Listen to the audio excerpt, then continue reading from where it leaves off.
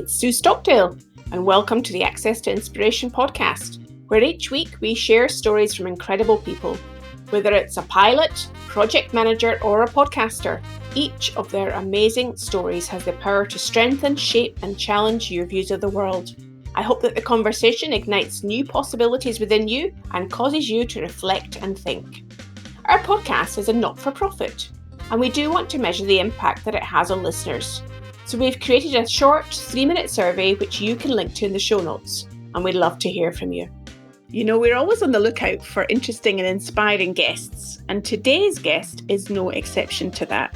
Christian De La Huerta has been a personal transformation coach for over 30 years, supporting people to create lives filled with meaning and purpose.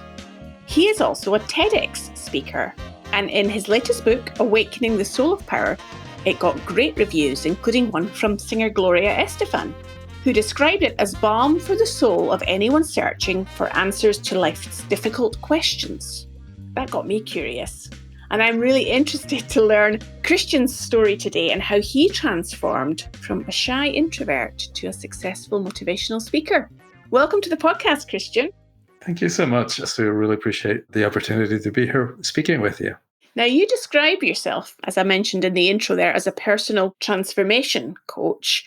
I'm wondering how you define transformation. Well, the word that is most commonly compared to is change.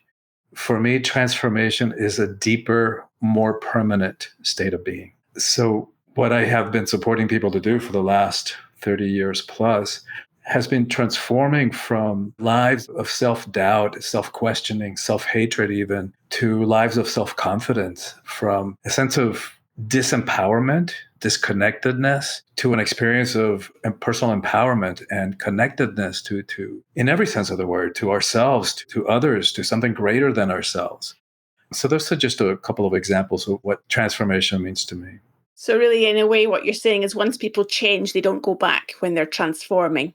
Exactly. It's almost like an irreversible leap in consciousness. And yeah, sometimes we forget and we react and fall back into old bad patterns of being. But what we do now is we catch it in the moment and we correct it. We make amends. We clean it up. As opposed to the way that we were doing it before, where it was just mostly driven by subconscious stuff that we weren't even aware of. Well, I'm going to be intrigued to find out more about that in our conversation in a little bit, Christian.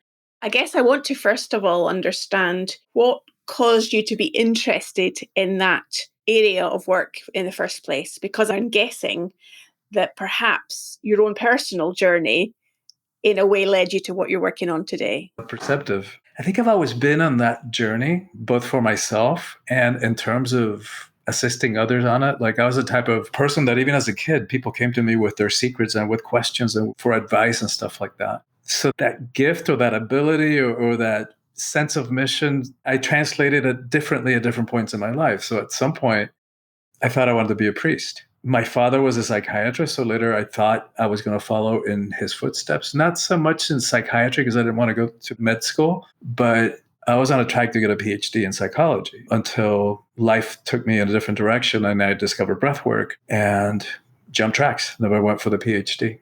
You've had a few twists and turns in your life to date. And I know that in the earlier stages of your life, you were an immigrant from Cuba into the US at the age of 10.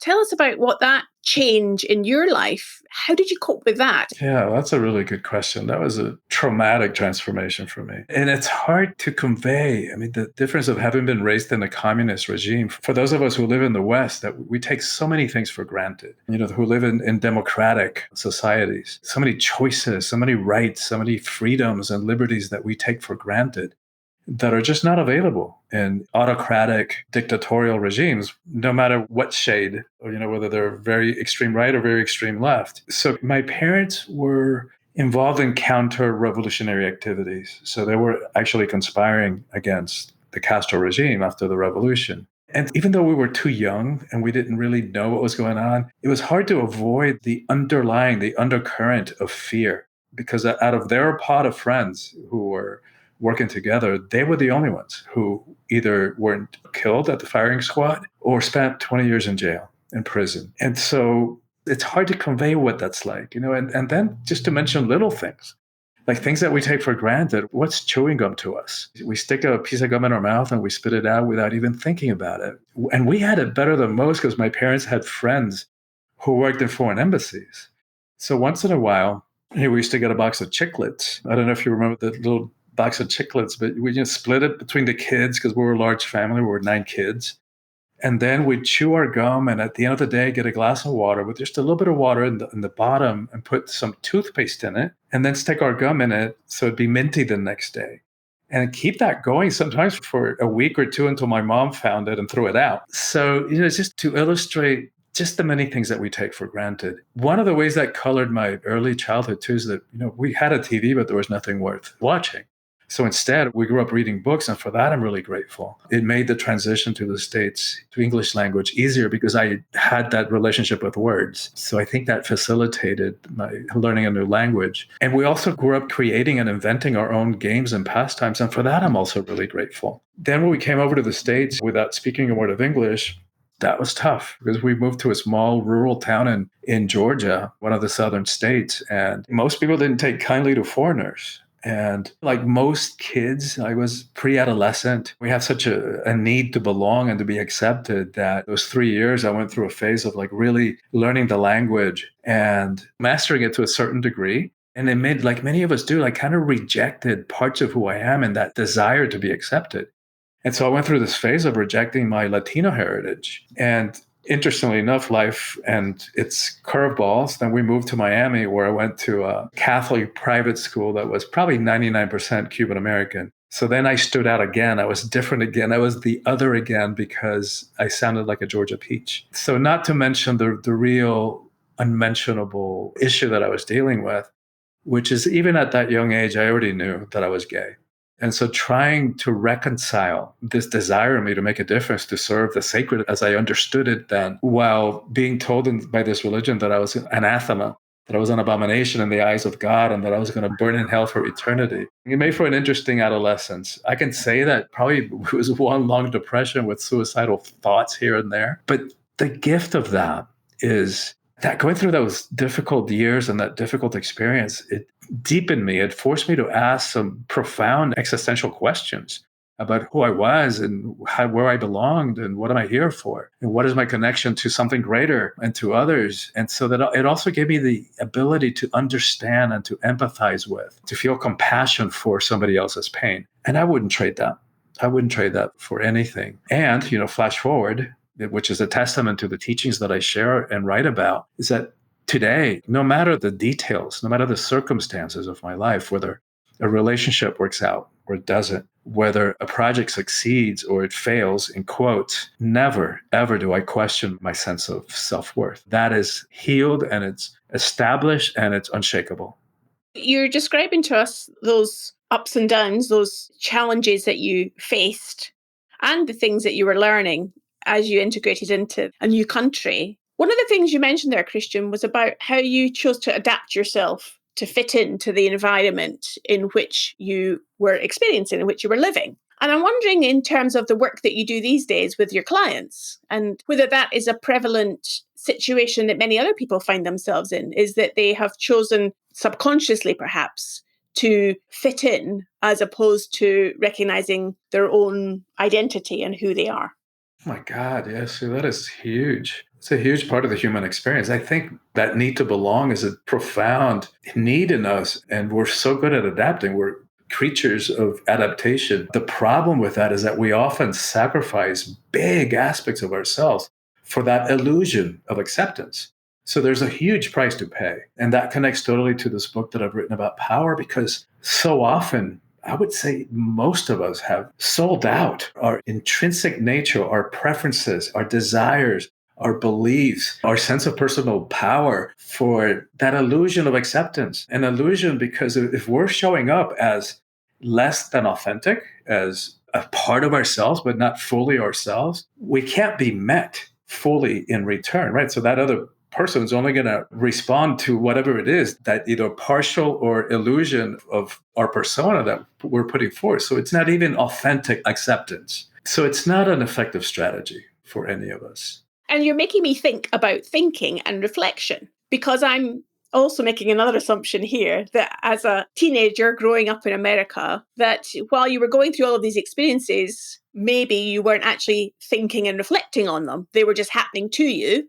Was that the case? Or were you reflecting as you were going along? Because in my experience, certainly, teenagers aren't always thinking about the kind of meaning of life question. They're more just experiencing life. Yeah, both. So I think that's one of the gifts of having been raised gay and feeling different is that I and many other people have had to face those profound existential questions earlier in life. For me, it was a matter of survival. Like, who am I? What am I doing here? And what is my connection to creation? So, yes, I was asking those deeper questions earlier on, but I didn't have the perspective that I needed to understand. At that point in my life, my worldview was very strictly limited by the Catholic worldview. It was the Catholic worldview. So that colored my perceptions about myself, about what's right, what's wrong, about this life, about an afterlife, about what the sacred is, until it just got to the point, my late teens, that it just didn't work anymore. It couldn't hold me back anymore. And three things happened. I actually got as far as when I was in high school, senior in high school, to meet with the head of the novitiate, the guy who decided who got into the Jesuits, who accepted one as a novitiate, as a potential priest. And thankfully, he was a wise man who said, well, why don't you do a couple of years of college and then we'll talk. And so in those couple of years, several things happened. One was I took a class in philosophy and existentialism, which began a process of questioning, the Catholic worldview. I also had a phase of experimentation with mind expanding substances, which deepened that process of questioning and actually began to question reality as I had known it. And then the third thing that happened was that I fell in love. And for the first time, I had a lot of sex as a teenager, but it was always from a deep, dark, hidden place and guilt-ridden. Once I fell in love, it's like in that moment, I remember the first kiss. In that moment, I knew just being gay wasn't wrong, and it wasn't bad, and it wasn't a sin, and it wasn't an illness. And from that moment on, there wasn't a priest or a minister or a rabbi or an imam or a psychiatrist that could tell me otherwise. I just knew. And those three things, that combination of those three experiences was very powerful. And after that, the Jesuits did not stand a chance. Yes, I can imagine so. Sounds very powerful experience as you're describing it there, Christian. The conversation continues in a few seconds after this. If you are a busy person and probably always feeling behind, then you may be wondering how you can get more done in less time. One solution is working with a virtual assistant. They can help with social media, graphic design, customer service, copywriting, digital marketing, and many more tasks. iWorker is a social enterprise that connects you to talented remote workers from countries in crisis.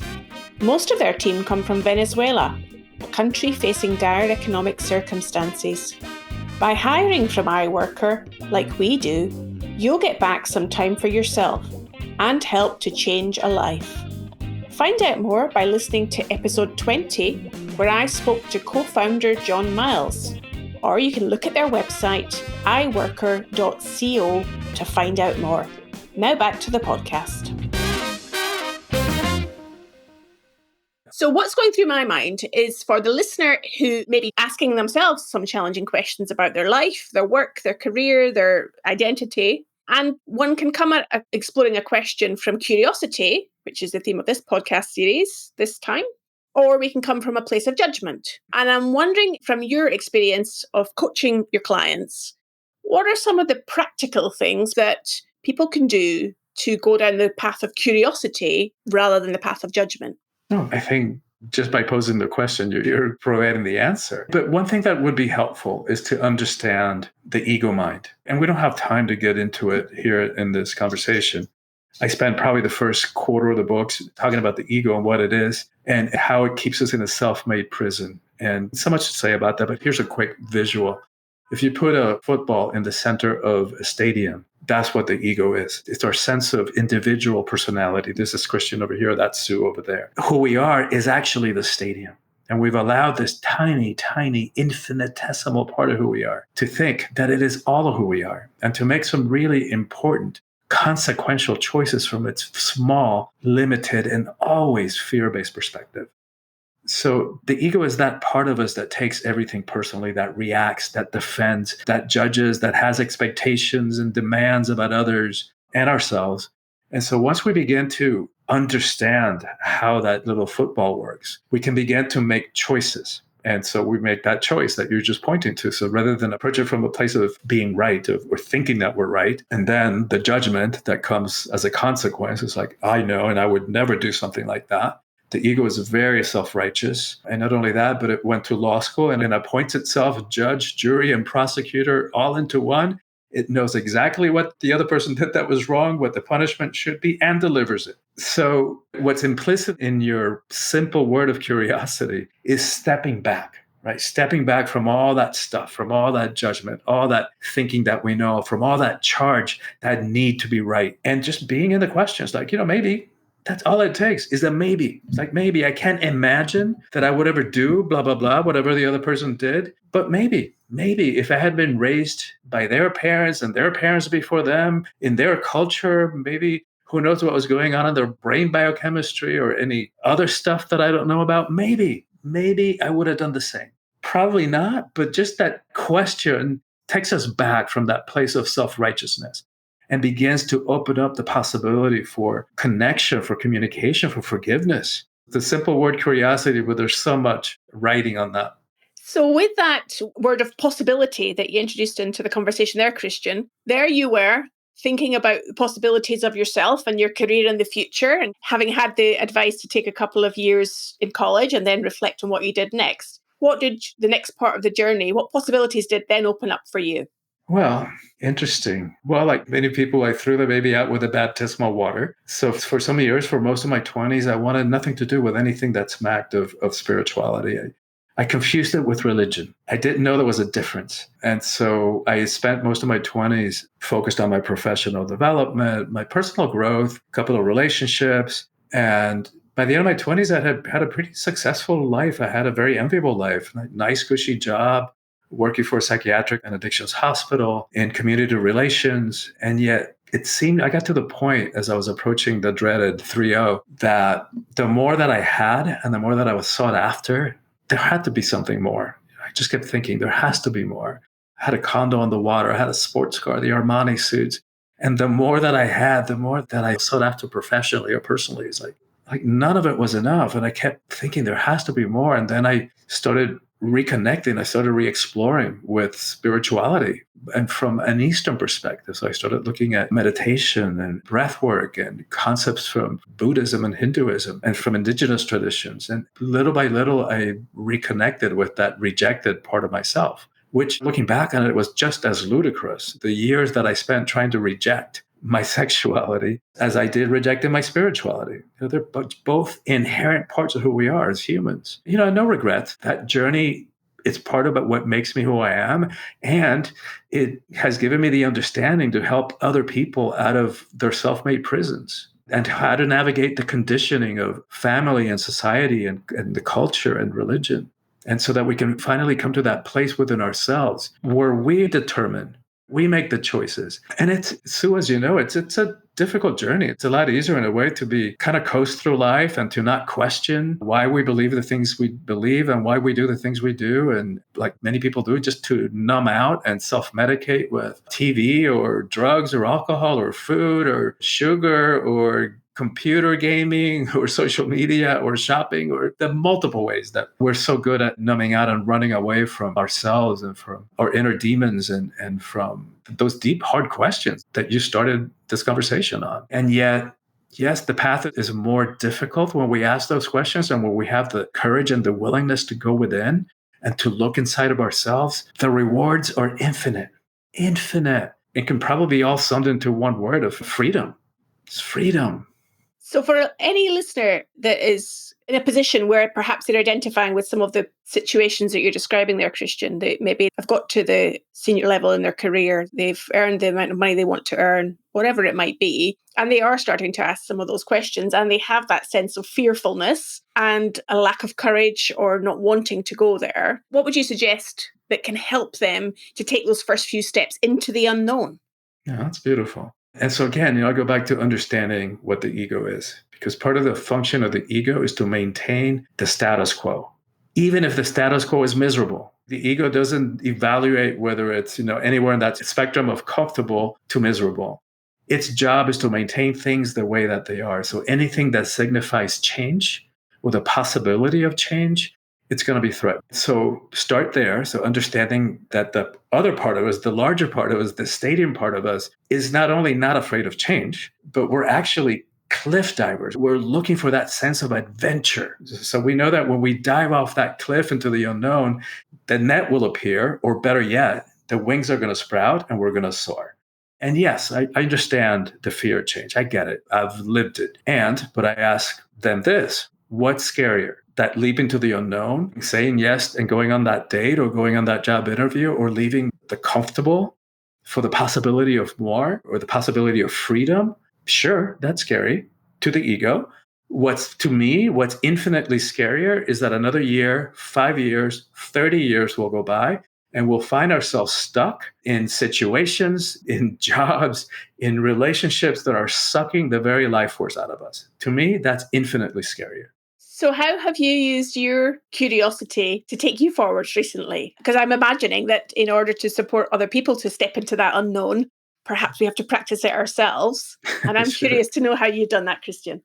Well, like many people, I had to pivot last year. I've been doing retreats and workshops and speaking all over the world for the last 30 years. And suddenly I went from 100,000 miles on an airplane to zero. So that's one thing that we can count on, that life is going to continue throwing curveballs our way. That we know is going to happen. So rather than feeling victimized by life or in that helpless relationship with life or disempowered relationship to life, if we just frame it this way, that no matter what happened in the past, things that we can do nothing about, no matter what happens coming forward, no matter what curveballs life continues to throw our way, we always get to choose how we show up in response.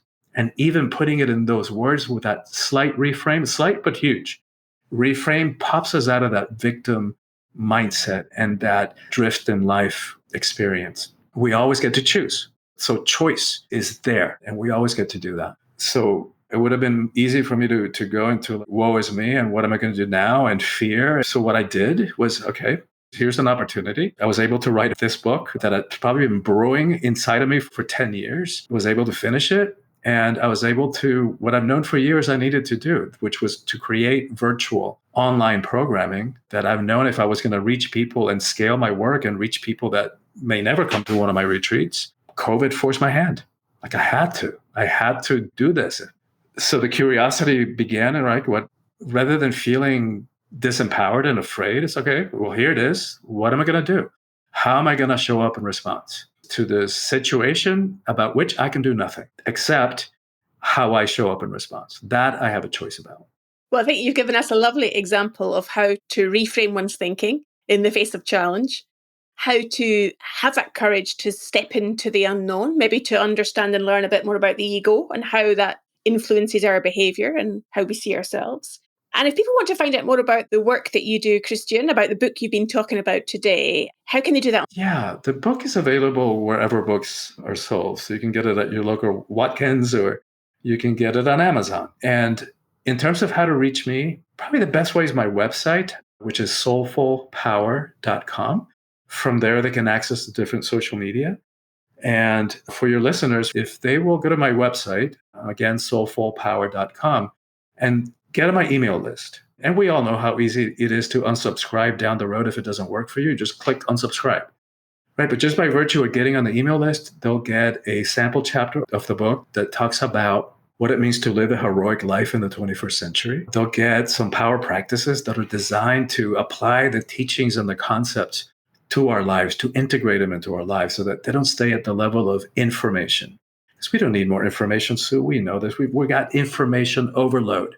What we need is transformation, to go back to that word. And so that's what those practices are designed to do. And then they'll also get a guided meditation about trust, a short teaching and a guided meditation about trust, which I created to help us navigate these times of fear and chaos and uncertainty. Well, there's some great resources for our listeners to go and search out and to connect with you, Christian. It's been really insightful and fascinating to speak to you today. I've got that visual image in my head now of a football in the middle of a stadium, which I'm going to hold in my mind and think about in relation to the ego. That's been fantastic. Thank you so much for your time today.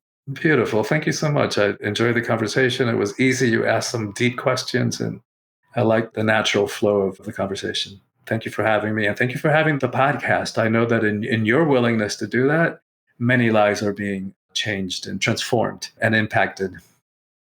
I hope you enjoyed listening to Christian talk about his own life's journey and how he coaches and supports others. What did it cause you to reflect on? Remember, you'll find transcriptions of this and all the other episodes on the website, accesstoinspiration.org. Why not look us up on social media? We're on LinkedIn, Instagram, Facebook, and Twitter. And remember just to take 3 minutes to fill in that impact survey and leave us your comments about how this podcast has impacted you. Next week, I'll be speaking to Chaewon Yu, who cycled from Shanghai to London, taking over 30 weeks to do so. What an amazing adventure. I hope you'll join me then to hear all about it.